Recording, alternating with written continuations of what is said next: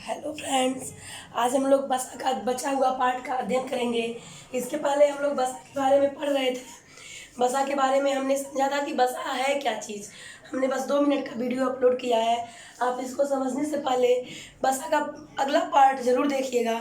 थोड़ी सी मेरे गले में प्रॉब्लम है, आवाज़ से वैसे आपको ज़्यादा दिक्कत नहीं होने वाली है, क्योंकि मेरी आवाज़ वैसे भी बहुत बुलंद है।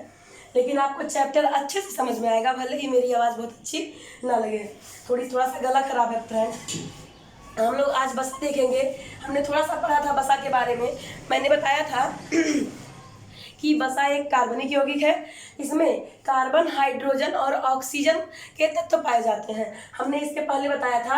हम लोग प्रोटीन नहीं, सिर्फ कार्बोहाइड्रेट ही पढ़े हैं, अभी नहीं बताए होंगे। लेकिन बसा के बारे में अगर हम लोग बात करें, बसा या लिपिड्स चैप्टर का नाम है। 2 मिनट का इसके पहले वीडियो अपलोड कर दिया गया है। अगर बसा अच्छे से समझना है तो इसके पहले वाला बसा वाला वीडियो आप जरूर देखिएगा। चलिए हम लोग पढ़ते हैं बसा को। बसा और बसा अम्लों का वर्गीकरण। बसा हमने जान लिया था कि बसा क्या होता है, ठीक है। और ये भी हमने जान लिया था कि बसा किसे कहते हैं और तेल किसे कहते हैं। अब हम समझेंगे बसा का वर्गीकरण। आपको फ्रेंड दिख रहा होगा कि बसा के वर्गीकरण में मैंने बताया है बसा कितने प्रकार का होता है। तो एक होता है संतृप्त बसा, दूसरा होता है असंतृप्त बसा, तीसरा होता है ट्रांसपेरेंट। आपको पता है फ्रेंड, मैंने पहले ही बताया था कि जो बसा होता है जो 20 डिग्री सेल्सियस पर जम जाएगा, जो 20 डिग्री सेल्सियस पर जम जाएगा, जो ठोस होगा वो संतृप्त बसा होगा। और जो 20 डिग्री सेल्सियस पर नहीं जमेगा वो तेल होगा और वो असंतृप्त बसा होगा। अब इसके बाद आप इसमें समझ पाएंगे, ये 20 डिग्री सेल्सियस पर जम जा रहा है यानी ये संतृप्त है। तो संतृप्त में हम लोग देखेंगे कि इसमें क्या क्या आ रहा है, ठीक है फ्रेंड्स। हम लोग देखेंगे कि ये संतृप्त बसा, ये असंतृप्त बसा और ये ट्रांसपेरेंट। अब हम एक बारी बारी से थोड़ा थोड़ा ओवरव्यू ले लेते हैं बस। ये संतृप्त बसा में जैसे कि हम ब्लैक बोर्ड पे लिख भी दिए हैं, आप देख पा रहे होंगे, ब्यूटायरिकम, स्टीयरिकम, पामटिकम, आर्किडिक और कैप्रियलिक। आप देख पा रहे होंगे फ्रेंड्स, ये संतृप्त बसा जो है उसके पार्ट के अंतर्गत ये आते हैं। अब हम देखेंगे ब्यूटायरिक अम्ल। इसमें जो मक्खन पाया जाता है, जो मक्खन में खुशबू पाई जाएगी, उसके लिए जिम्मेदार अम्ल ये ब्यूटायरिक होता है, ठीक है फ्रेंड्स। उसके बाद हम देखेंगे स्टीयरिक, जो वनस्पतिक एवं प्राणिज फैट होते हैं उसमें स्टीयरिक पाया जाता है। और पामटिक, वनस्पतिक आयस जो होते हैं उसमें पामटिक पाया जाता है। और कैप्रियलिक में मक्खन और नारियल में कैप्रियलिक नामक अम्ल पाए जाते हैं। अब इसके बाद हम लोग असंतृप्त थोड़ा सा जान लेंगे। इसमें देखिए 2 पार्ट इसके भी लिखे हैं असंतृप्त के। एक होता है मुफा, दूसरा होता है पुफा, ठीक है। मोनो असंतृप्त और पॉली असंतृप्त। अगर मुफा की बात करें तो इसका मतलब होता है मोनो अनसैचुरेटेड फैटी एसिड। यहाँ नहीं दिख रहा होगा आपको, यहाँ से लिख रहे हैं। इसका मतलब होता है मोनो अनसैचुरेटेड फैटी एसिड। यहाँ जगह नहीं है लेकिन हम समझा दे रहे हैं, बोल दे रहे हैं। अगर आप नोट करना चाहें तो लिख सकते हैं। इसका मतलब हो गया मोनो अनसैचुरेटेड फैटी एसिड। इसका यहाँ से मोनो हटाएंगे तो ये हो जाएगा पॉली अनसैचुरेटेड फैटी एसिड। मतलब ये मोनो असंतृप्त बसा और ये पॉली असंतृप्त बसीय अम्ल, ठीक है। अब इसमें आगे हम देखेंगे मोनो असंतृप्त में होते हैं 2 पार्ट। एक होता है ओलिक, दूसरा होता है पाल्मिटोलिक। इसको अगर हम याद करना चाहें तो हम कहेंगे ओलिक टोलिक। कितना इजी सा है ना, ये वाला टोलिक और ये वाला ओलिक। देखिए फ्रेंड्स, ये मोनो का हो जाएगा, मोनो असंतृप्त अम्ल का मुफा का हो जाएगा ओलिक और टोलिक। मतलब ओलिक टोलिक यानी ओलिक और पाल्मिटोलिक, इसके 2 टाइप होते हैं। अब हम इसका भी इसके बाद अध्ययन करें। फिर हम देखेंगे पॉली में, पॉली अनसैचुरेटेड फैटी एसिड यानी पॉली असंतृप्त बसा में देखेंगे तो इसमें आ जाएंगे लिनोलिक, एराकिडोनिक और लिनोलेनिक। इसके 3 पार्ट होते हैं फ्रेंड्स। और ये बहुत ही अच्छा माना जाता है। जो असंतृप्त बसा होता है हमारे स्वास्थ्य के लिए अच्छा होता है, असंतृप्त बसा हमारे स्वास्थ्य के लिए अच्छा नहीं होता है, ठीक है फ्रेंड्स।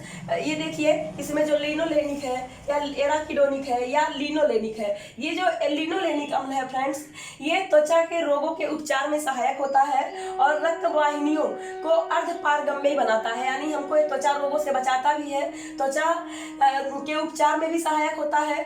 और ये सेमी परमेबल होता है और ये सारे तेलों में ही पाए जाएंगे। लिनोलिक ये तेलों में पाया जाएगा और एराकिडोनिक ये बीज के तेलों में पाया जाएगा और लिनोलेनिक ये भी तेलों में पाया जाएगा। मतलब पॉली अनसैचुरेटेड फैटी एसिड जितने भी होंगे ये तेल में पाया जाएगा और ये हमारे स्वास्थ्य के लिए अच्छा होता है। ये 20 डिग्री सेल्सियस पर नहीं जमेगा, आप इतना याद रखिए। रखिएगा फ्रेंड्स। अब अगर हम आगे बात करें तो आपको पता है फ्रेंड्स, जो वसा होता है ये जल में घुलनशील नहीं होता है। क्यों?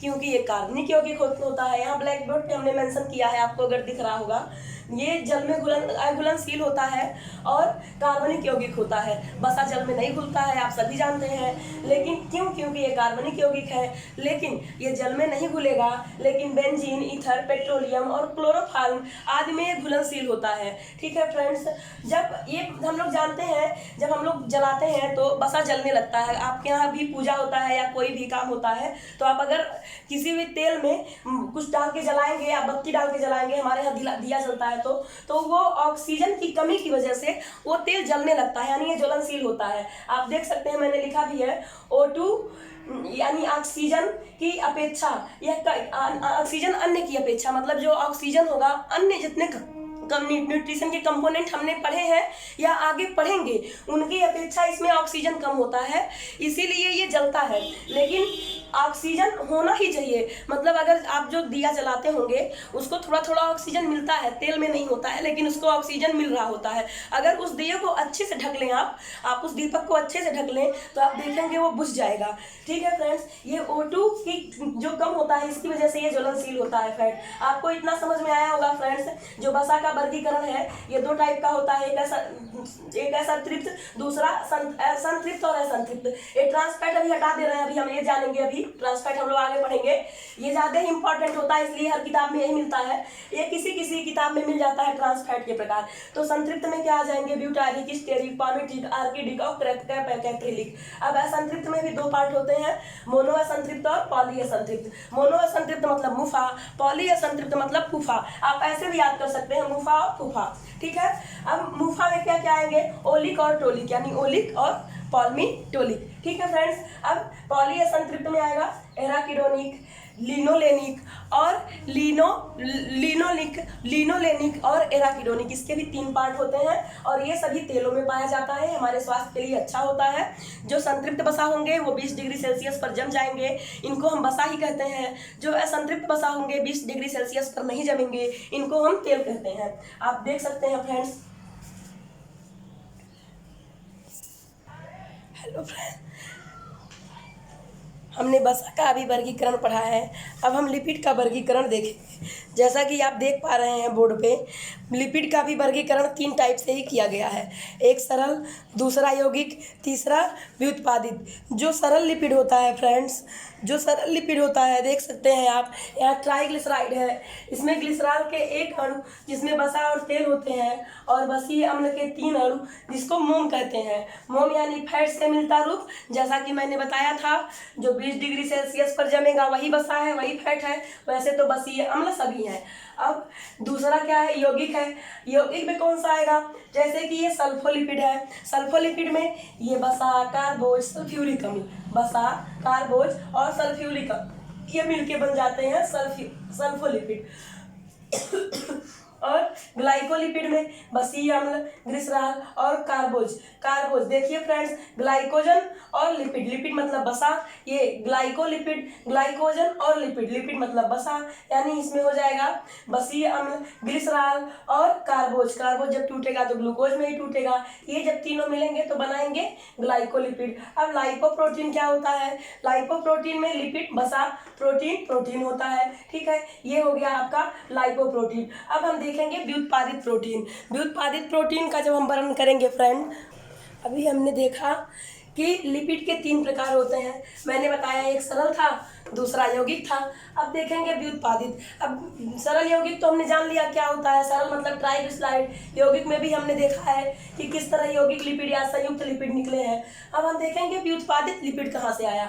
तो ये सरल लिपिड, ये संयुक्त लिपिड पे जल अपघटन की जब क्रिया होगी, हाइड्रोलिसिस की जब क्रिया होगी, तो निकलेगा व्युत्पादित लिपिड। तो व्युत्पादित लिपिड की उत्पत्ति होगी। जल अपघटन के पश्चात वसीय अम्ल से स्टीरायड, जिसमें विटामिन A, D, E के होते हैं। स्टीरायड 2 प्रकार, स्टीरायड जो होते हैं, स्टीराल जो होता है ये 2 प्रकार के होते हैं।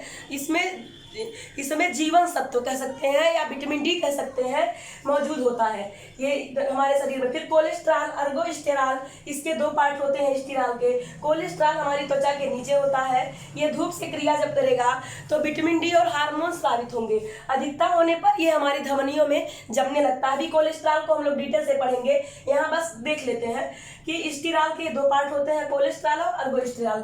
अर्गोस्टेरॉल में विटामिन डी की चयापचय में ये हेल्प करता है, खमीर इसके मुख्य स्रोत होते हैं। जो अर्गोस्टेरॉल होता है ये विटामिन डी की चयापचय में हेल्प करता है, ठीक है फ्रेंड्स। और इसका मुख्य स्रोत ये होता है, खमीर होता है। और कोलेस्ट्रॉल हम देखेंगे अभी बहुत सारा होता है, उसके घी और जितने भी फैट लेंगे मैक्सिमम टाइम कोलेस्ट्रॉल में होंगे। अभी कोलेस्ट्रॉल हम लोग अच्छे से देखा जाएगा। कोलेस्ट्रॉल मोम जैसा पदार्थ होता है जो हमारी धमनियों में अगर अधिक हो जाएगा तो जाके जम जाएगा और जो है हमें कई सारी डिजीज हो जाएंगी। तो हमने देखा लिपिड का वर्गीकरण, इसके पहले हमने देखा था वसा का वर्गीकरण। अब इसके बाद हम देखेंगे कोलेस्ट्रॉल है क्या, फिर कोलेस्ट्रॉल हम लोग देखेंगे, उसके बाद वसा का कार्य देखेंगे। देखिए फ्रेंड, अभी मैंने बताया कि जो स्टेरॉल होता है उसके तो दो पार्ट होते हैं, एक होता है कोलेस्ट्रॉल, दूसरा होता है अर्गोस्टेरॉल। कोलेस्ट्रॉल को भी हम देखेंगे जो कि बहुत इंपॉर्टेंट है। अब कोलेस्ट्रॉल हमारे शरीर में इसकी भूमिका क्या है और ये क्या होता है ये हम देखेंगे। कोलेस्ट्रॉल मोम जैसा पदार्थ है जो यकृत से उत्पन्न होता है। यह कोशिका झिल्ली विटामिन डी से पित्त का निर्माण तथा कुछ हार्मोन के गठन के लिए आवश्यक होता है, ठीक है फ्रेंड। यह पित्त का निर्माण करेगा और क्या करेगा, कुछ हार्मोन के गठन के लिए आवश्यक होगा, ठीक है। कोलेस्ट्रॉल जो कि रक्त में होता है हमारे ये कोलेस्ट्रॉल घुलनशील होता है, किसमें, ब्लड में। ये कोलेस्ट्रॉल ब्लड में घुलनशील होता है। ब्लड में इसकी मात्रा 150 से 200 mg से अगर अधिक हो गया तो ये हमारे लिए भयावह की स्थिति उत्पन्न कर देता है, क्योंकि ये मोम जैसा पदार्थ होता है। और अगर मोम जैसा कोई पदार्थ है और हमारी कोई धमनी है, मान लीजिए इस टाइप की हमारी कोई धमनी है और इसमें इस तरह से कुछ जमा हो जाए, ठीक है, अभी थोड़ा बहुत है तो ठीक है, जो ब्लड सर्कुलेशन है होता रहेगा।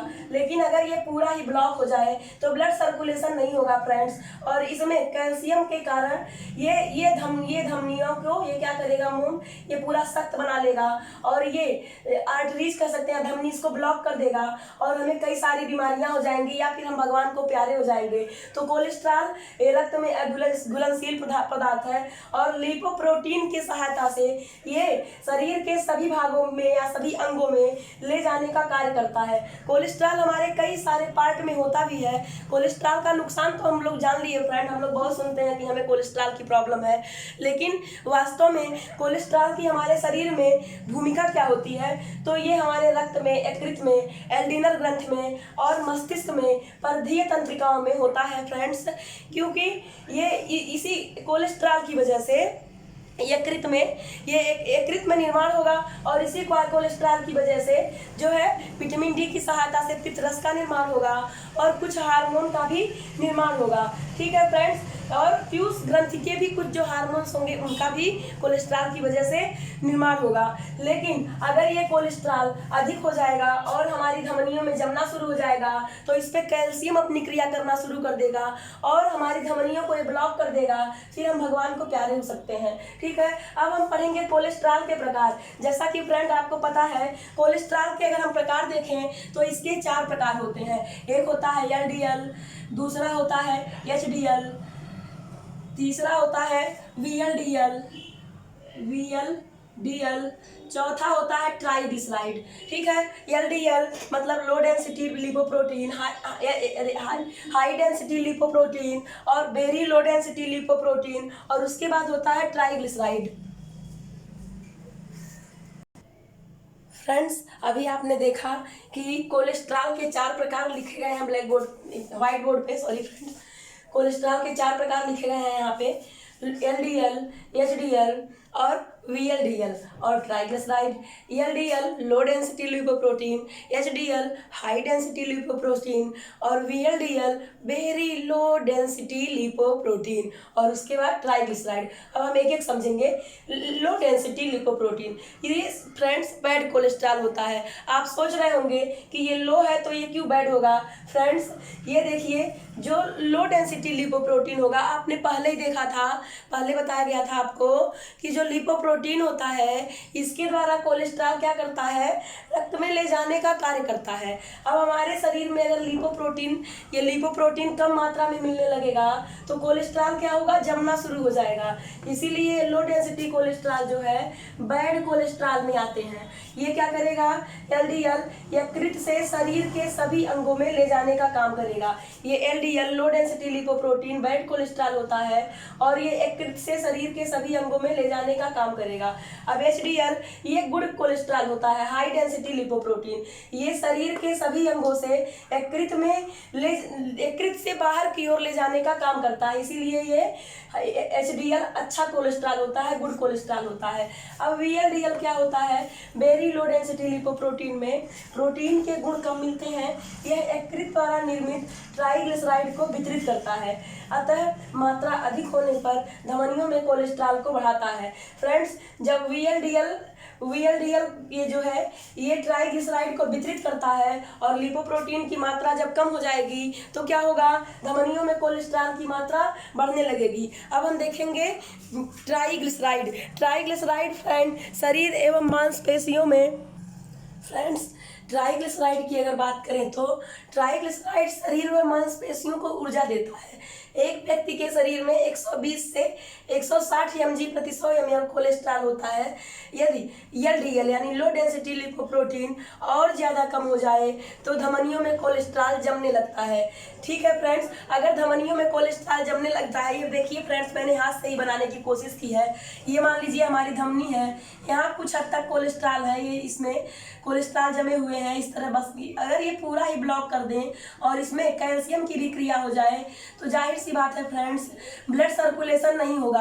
अब ब्लड सर्कुलेशन नहीं होगा तो ब्लड क्या करेगा, एक दबाव बनाएगा, रक्त क्या करेगा, दबाव बढ़ेगा। अब ये अगर इसमें रक्त दाब बढ़ने लग जाए, आप देख रहे हैं इसमें हमने बनाया है, तो रक्त दाब बढ़ने से हृदय संबंधी रोग हो जाते हैं, हृदयाघात हो जाता है जिसे हार्ट अटैक कहते हैं।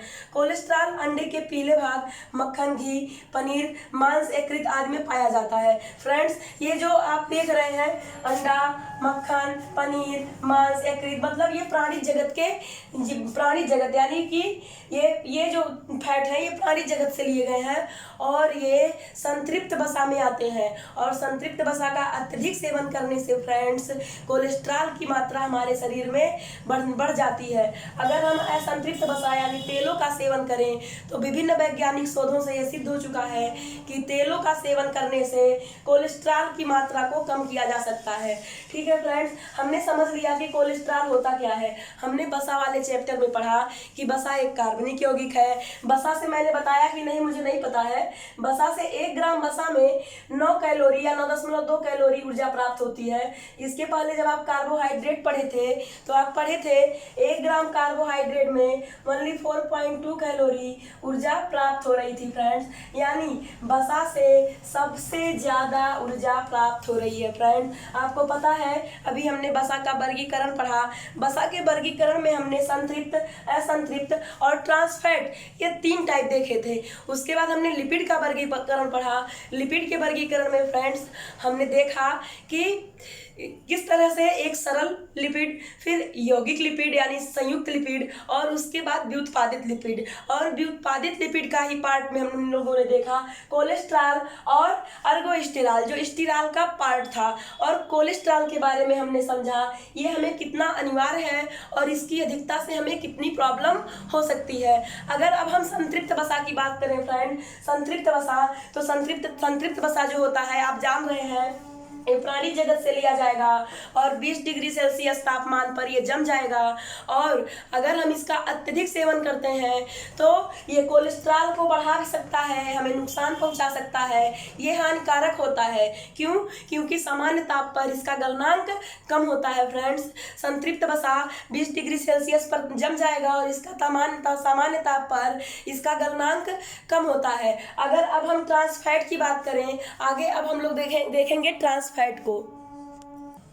फ्रेंड हम ट्रांस फैट समझेंगे। ट्रांस फैट जिस पे हाइड्रोजनीकरण की प्रक्रिया हो जाती है। अभी आप लोगों ने देखा जो संतृप्त वसा होगा वो 20 डिग्री सेल्सियस पर जम जाएगा। उसके मुख्यतः प्राणी स्रोत होते हैं जैसे मांस, मछली, अंडा, यकृत, दूध इत्यादि। और जो संतृप्त वसा होगा वो तेल होते हैं, जैसे जितने भी सीड्स के तेल होते हैं, ठीक है, वो सब संतृप्त वसा होते हैं। और उससे कोलेस्ट्रॉल भी नहीं जमता है, रक्त में कोलेस्ट्रॉल की प्रॉब्लम भी नहीं होती है। अब देखेंगे फ्रेंड्स, जो ये वसा होता है, हम लोग जो भी फैट यूज करते हैं, हम क्या करते हैं, फैट हमने यूज किया यानी वसा हमने तेल यूज किया, कुछ भी पूड़ी वगैरह छान के हम क्या करते हैं, स्टोर करके रख देते हैं। फ्रेंड्स, ये जो वसा ताप के प्रभाव में आ जाता है उसमें एक्रोलिक नामक विषैला पदार्थ उत्पन्न होता है। और जो फैट खुला हुआ हवा में ऐसे ही छोड़ दिया जाता है फिर यूज किया जाता है, उसमें रैंसिड नामक विषैला पदार्थ उत्पन्न होता है। ये एक्रोलिक और ये रैंसिड ये विषैले पदार्थ हैं जो हमारे स्वास्थ्य के लिए बहुत ही हानिकारक होते हैं। फ्रेंड्स, इसको याद करने के लिए थोड़ा सा कंफ्यूजन होता है, ये भूल जाता है ताप रैंसिड है कि ताप एक्रोलिक है, तो आप इसको याद करेंगे तापीय। देखिए फ्रेंड्स, यहाँ ताप और ए हम लोग जानते हैं, ठंडी में और गांव की भाषा में अगर देखें तो लोग हाथ करके ऐसे हाथ गर्म करते हैं, उसको हम कह देंगे तापीय। देखिए फ्रेंड्स, ताप और ए, ताप एक्रोलिक, इसी तरह बच गया वायु रैंसिड, तो ये तो याद ही हो जाएगा, ये अगर याद हो गया तो। अब हम देखेंगे फ्रेंड्स वसा के कार्य। अभी हमने वसा के बारे में देखा, वसा का हमारे बॉडी में क्या रोल है और ये इसमें कौन कौन से तत्व होते हैं, ठीक है, इसके बारे में हमने अभी पढ़ा फ्रेंड्स। और जो आपको नहीं समझ में आएगा वो आप पुनः किसी कमेंट के माध्यम से या व्हाट्सएप ग्रुप है, जितने भी मेरे स्टूडेंट हैं वो तो व्हाट्सएप ग्रुप से पूछ सकते हैं। लेकिन अगर कोई और भी वीडियो देख रहा है और उसको वीडियो अच्छा लग रहा है तो बिल्कुल वो कमेंट में लिख सकता है, मैं इसको और अच्छे से एक्सप्लेन करने की कोशिश करूंगी। फ्रेंड्स, अब हम देखेंगे वसा के कार्य। वसा का पहला कार्य होगा ऊर्जा प्रदान करना। अभी मैंने आपको बताया कि जितना भी हम लोग कार्बोहाइड्रेट प्रोटीन लेते हैं उससे सिर्फ 1 ग्राम का जो रेशियो होगा उससे 4.2 कैलोरी ही मिलेगा। लेकिन वसा से इसका दुगना, मतलब 1 ग्राम अगर वसा लेते हैं तो 9.2 किलो कैलोरी हमको ऊर्जा प्राप्त होती है। फ्रेंड्स, देख रहे हैं ना आप कि इससे दुगनी मात्रा में ऊर्जा प्राप्त हो रही है। जब हमारे शरीर में ये ग्लूकोज खत्म हो जाता है, जैसे कि हमारा व्रत उपवास, हम फूड भी नहीं लेते हैं और हमारे यकृत में जमा ग्लाइकोजन ये भी समाप्त हो जाता है, तब ये वसा टूटता है और ये हमें ऊर्जा देने का कार्य करता है। जब हम किसी यात्रा में होते हैं या हम व्रत कर रहे होते हैं तो ये वसा टूट करके ऊर्जा देने का काम करता है। आप देख पा रहे हैं इससे सबसे अधिक ऊर्जा मिल रही है। ठीक, अब अगला देखेंगे शरीर में ऊर्जा का संग्रह करना। ठीक है फ्रेंड्स, ये जो वसा होता है ये हमारे शरीर में ऊर्जा का संग्रह करता है। क्योंकि इस पे ये जो वसा होता है ये इस पे पाचन क्रिया धीरे धीरे होती है, इसीलिए व्रत उपवास में आप लोग देखते हैं फैटी चीजें ज्यादा लेते हैं, या यात्रा में भी हम वसा वाली चीज लेके जाते हैं। उसके पीछे 2 रीजन होता है, एक तो वसा युक्त चीजें जल्दी खराब नहीं होती हैं, दूसरा हमको ऊर्जा देने का कार्य करती हैं जिससे हमको भूख कम लगती है या धीरे धीरे लगती है। अगला है कोमल अंगों को, शरीर के कोमल अंगों की सुरक्षा करना। फ्रेंड्स, ये जो वसा है ये हमारी स्किन के नीचे या हमारे बॉडी पार्ट में जितने भी कोमल अंग हैं, यकृत हैं, जो भी है, सबके नीचे वसा की परत जमी होती है और ये हमारे कोमल अंगों को किसी भी आघात से सुरक्षा प्रदान करती हैं। ठीक है फ्रेंड्स, अगला है शरीर के तापक्रम को नियमित करना। फ्रेंड्स, जब हमारे शरीर के नीचे एक संतुलित मात्रा में फैट होता है तो ये हमारे ताप को भी नियंत्रित करता है। प्रोटीन की बचत करना, अभी मैंने बताया फ्रेंड्स कि ये ऊर्जा प्रदान करेगा। अब आपको पता है ऊर्जा हम कार्बोहाइड्रेट से प्राप्त करते हैं और कार्बोहाइड्रेट जब खत्म होता है तो प्रोटीन ऊर्जा देता है।